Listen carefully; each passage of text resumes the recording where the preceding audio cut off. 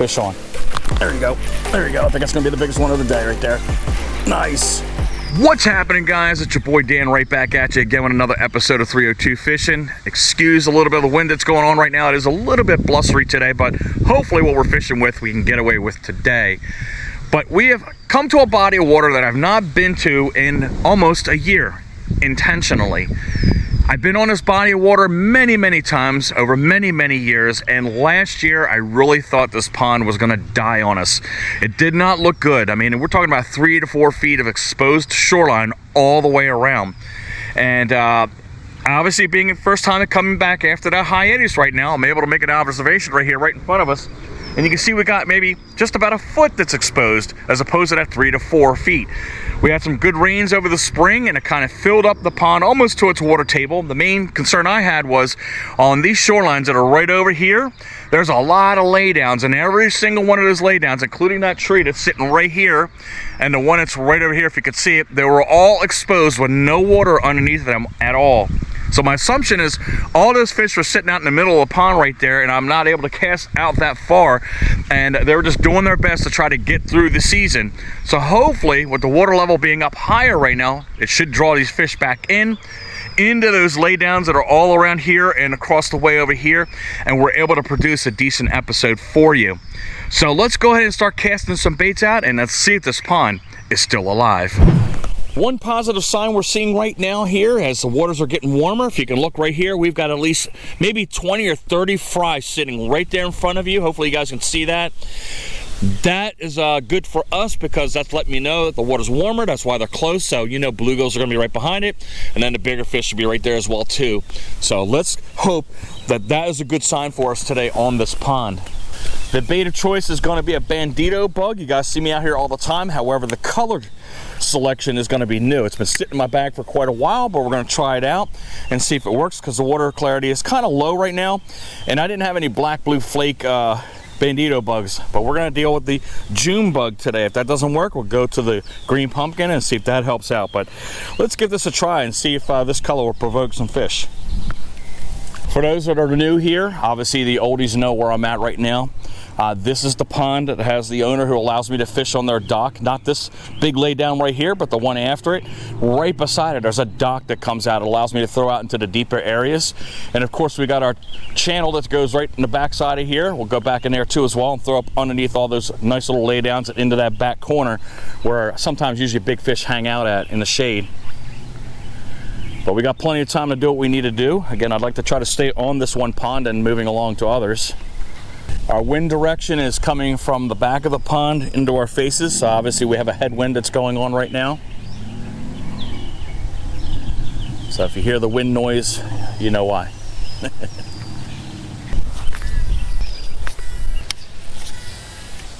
I may have to go with a heavier weight on here. I only have an 1/8 of an ounce on here, so I might have to go the next step up to get a little bit more distance on my plastic here.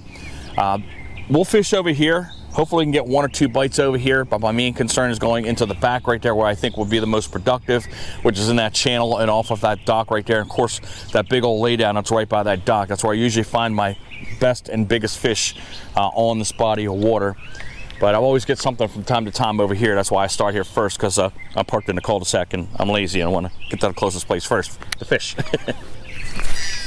But let's keep casting out there. Kind of unsure about this color that we're using right now. I don't tend to use baits that kind of have like purplish colors. The only exception is the Ned rig right there, PB&J. I love using that color.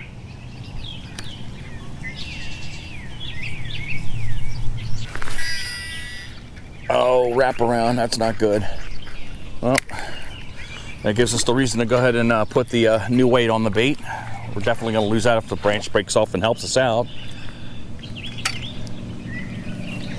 Oh, snap of death. There you go. Spot blown too as well. But let me run over to the car and get that little heavier weight there. That'll help us out with that distance that we need. We've upped the size of the sinker that you see in front of us now to a little heavier weight. We have a 3/0 hook that got converted to a 4/0 hook, which is sitting right in front of you right now. I think I'm going to get off that June bug. I know we are just barely using the bait right now, but that's a bait of non-confidence. And I want to make sure we do definitely get fish on the end of the line on this pond, mainly because of the conditions that we were dealing with throughout that year. I want to use a color that I know will put fish on the end of the line. You guys saw it a few weeks ago where I brought out the Reaction Innovations Green Pumpkin. Today we're going to come out with Watermelon Red. I think the water clarity is just clear enough that they can see this bait right here, even though I would favor towards a darker bait like that June bug. But let's see if this will get the fish on the end of the line here. And try not to lose it this time. Make sure her appendages are clear. They all are. And let's get this back out here again.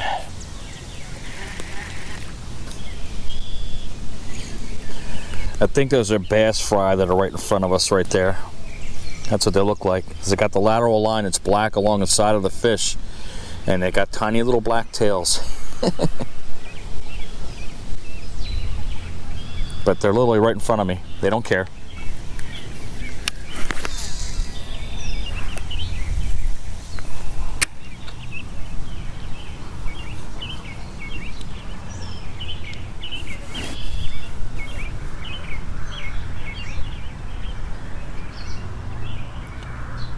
Got some more reinforcements here. See them all? They're coming to join each other.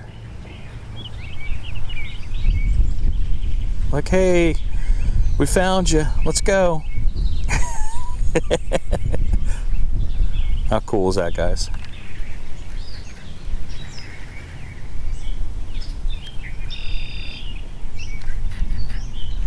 But let's see if mommy's out there.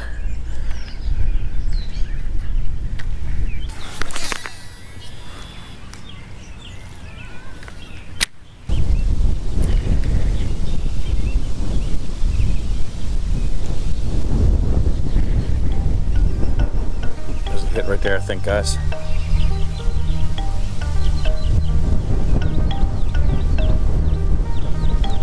Yep, that's a hit right there. Fish on.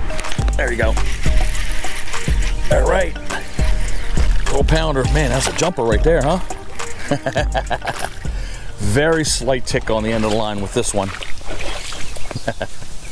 Well, we know there's fish in there, so the skunk is off. And he must have got it pretty good because he's going to be a bleeder. Man, this fish is flopping.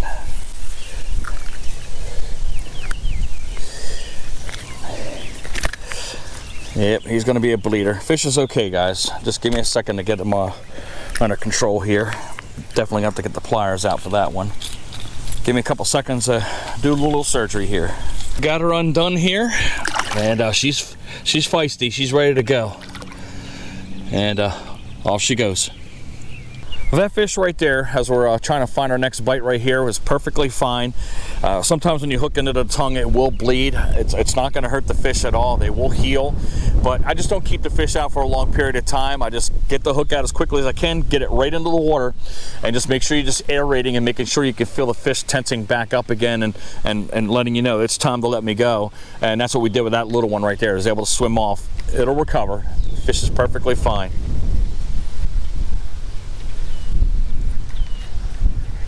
But I felt like this, just a slight tap on the line, barely.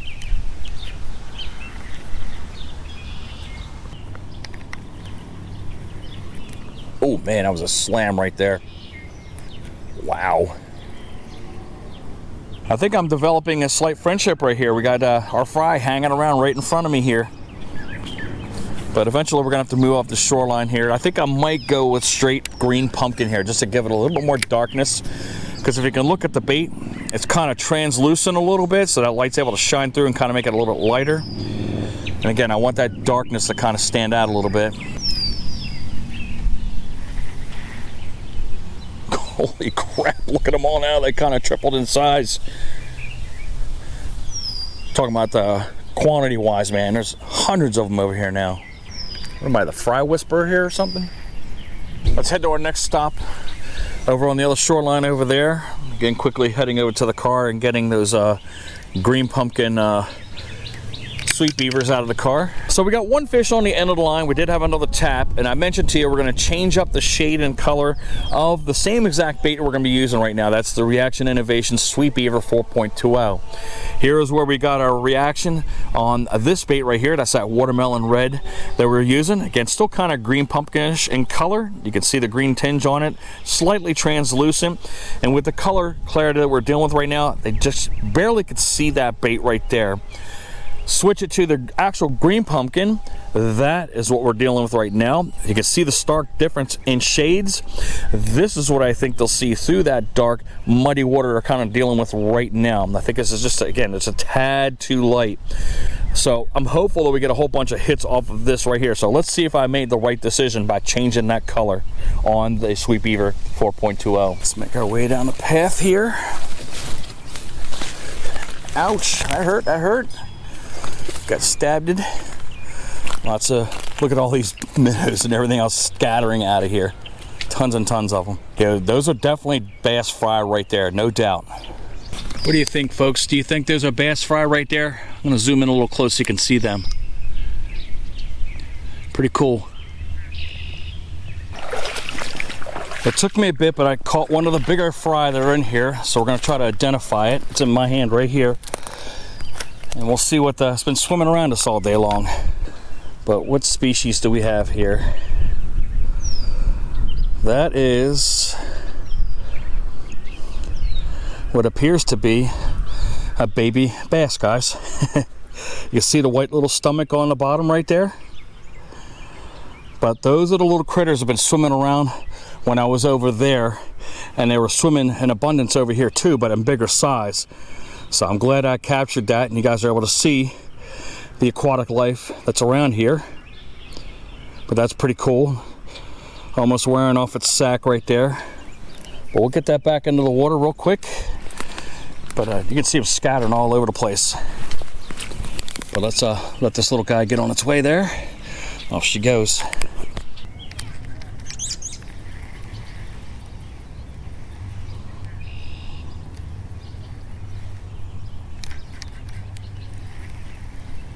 Oh, there's a fish right there. Fish. Man, I didn't have the right angle here. There was definitely a hit over there.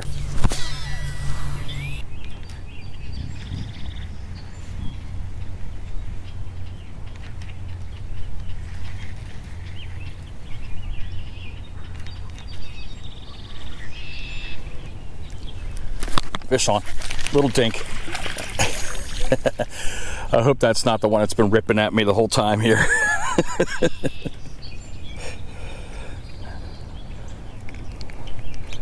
But there you go, folks. Big old lunker right there. Off she goes. We'll throw a couple more casts out here, then we'll get to the other side of the pond over here. If I had to gather where I think I'm going to be getting some fish at, even though we had a few bites right here, is these shade lines that are right on this side of the shoreline. So we don't have access to this side, but when we get into that channel over there, we'll have enough distance to get from one shoreline to the other and trying to get up under those shadow lines and possible laydowns that are over there. And hopefully there's going to be fish residing in those sections. But I've been watching the great blue heron go to town on that shoreline. He's been plucking bluegills left and right off of the structure over there. So hopefully bass aren't too far behind. Let's make our way to one of several sections we're going to get into before we get to the dock, which will be our last spot. That's our buddy Snoopy. We don't know what his name is, but that's what I call him. Cujo's out. We got a new guy out here. But always good to see the friendly critters out here. He's wagging his tail, so that means he's not mad at me. He's seen me plenty of times. I'm gonna try to get down somewhere in here. Looks like right here. Hopefully we won't get caught up in the briar brush. Looks like a tad bit shallowish over here. We'll get to the edge here and we'll show you. This should be deep water. You gotta watch out because Even though that looks like it's firm to walk on, all you gotta do is look at the water right here, and you might have water that's underneath of this dirt here, and you could sink into it. So you gotta proceed with caution when you come through areas like this. Way overgrown from the last time we were here. This whole thing here is about maybe, I don't know, 5-6 foot wide. That was only about this wide last year, maybe about a foot. And we can't cast down that way. I don't know if you can look right to the left of my rod. Just ride right down there, and you can see a goose sitting right in that patch of grass right there. And I'm sure there's a female somewhere around there, because they are still nesting. But we're gonna cast right up the center here, see if there's anything sitting right along here. You can see what I was talking about earlier about the structure being exposed. So the water has not come up fully, because all this would be under the water or hanging on the water.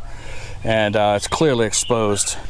We'll throw a couple shots right up the middle, see if there's any fish hanging right in there, because this channel is kind of somewhat deepish. I haven't seen any of the homeowners out right here, because I'm going to ask a question to see if there might have been a fish kill here. I didn't hear anything about it, but that's not to say that it might have happened here. As I mentioned to you, that pond was really, really low last year. That is a giant snapping turtle. That thing's got to be a good 4 foot long. Oh my God. That is insane. I just happened to look to my left-hand side and saw that monster coming across the water there. All right, let's make our way out of here. Get a little further down the shoreline here. My left foot's kind of stuck in the mud a little bit. Got to kind of work ourselves out of that.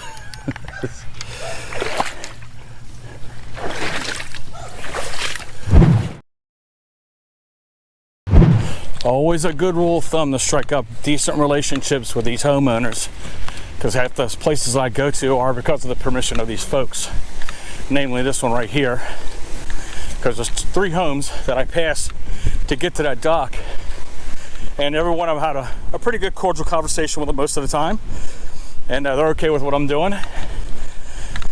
But let's get back into the car, make it over there. I want to try to get one more on the end of the line, guys. One thing that's remaining a constant is our tiny little friends right here, our bass fry. They've been all around here, so I know they're not a fan of me catching their relatives, but they've been keeping me company. As I go ahead and put this bait on the hook right here, I hopefully mentioned to you earlier, I did watch a bass jump out of the water right around this area, going after bugs in the air. So either it's a dink or a decent sized fish, I don't know, we'll find out. But they're apparently wanting to bust up on whatever's around the area.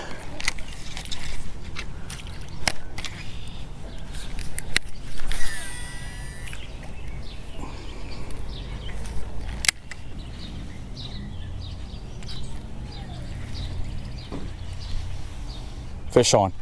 There you go. There you go. I think that's going to be the biggest one of the day right there. Nice. As soon as I came over here, that is just about the same size as the first one we caught.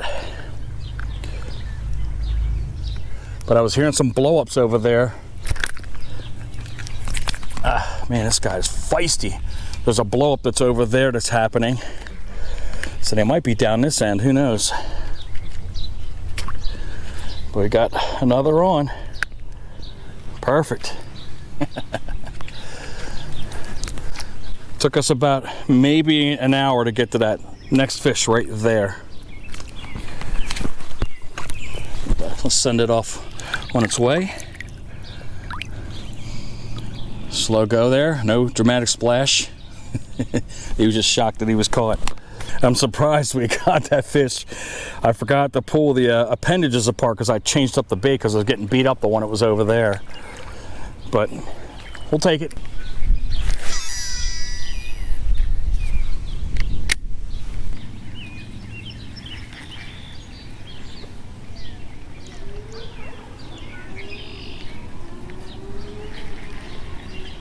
Oop, there's a fish right there. Pick it up. There's a little nibble on it.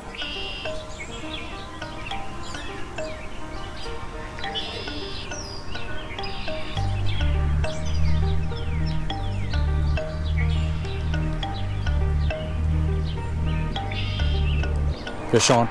There you go. Oh, that's a nice one. That's a nice one. That's a nice one, guys. Yes, the pond is not dead. It does have big ones in it still.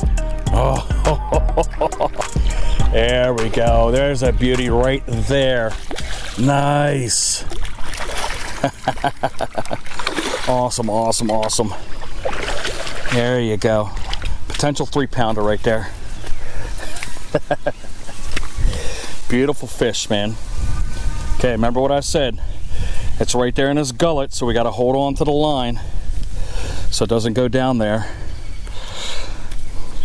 And we're definitely going to have to get our pliers out and be gentle with this one. Really nice fish. There we go. We got the hook out of the fish. It was definitely right in the gullet there, but I am so happy to have this thing on the end of the line right there. The tail is somewhat still red right here, so it's leading me to believe that some of them are still kind of spawning. But let's get this fish into the water and send it on its way. We don't know if that's their long lost relatives here, but I'm sure the fish will be happy to be with his brethren here. But let's get that fish released and bid her adieu. Thank you. Thank you, thank you, thank you. Are they the future of this pond? All these bass fry right here? Well, let's hope they are, because today was an absolute struggle to put fish on the end of the line. I'm not gonna lie, I was out here for many, many hours, and I'm glad I made that change of color on that sweet beaver to that green pumpkin, because as soon as I put that on there, I had way more bites than with that watermelon red flake.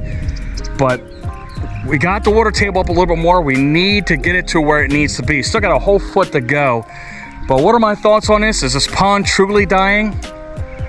Nah, maybe not, but I gotta hold out hope here. I'm gonna come out here a couple more times this year. We're gonna try different conditions, overcast. We're gonna try in the morning and possibly in the evening. And if any of those surrounding environmental changes, including the one that's happening today, are all the same, then it's kind of letting me know that this pond might be struggling. But if we come out and we get a grand old fish palooza on any of those types of events, then maybe it is coming back. I don't know, guys, but I'm hopeful. I'm crossing my fingers, because this is, again, one of my favorite ponds that I love to fish on. But the absolute stars of the day, guys, regardless of what I called on the end of the line, were all the fries swimming back and forth. They couldn't stay away from me. They were just hanging around my legs. You can see them right there, right behind me. They're right there. But hopefully those guys grow up to be some big uns. I think bass grow a pound a year. I think it's the scale of how their growth chart is on that particular species there. So maybe 2, 3 years, 4 years down the line, we might be pulling those future lunkers out of the pond.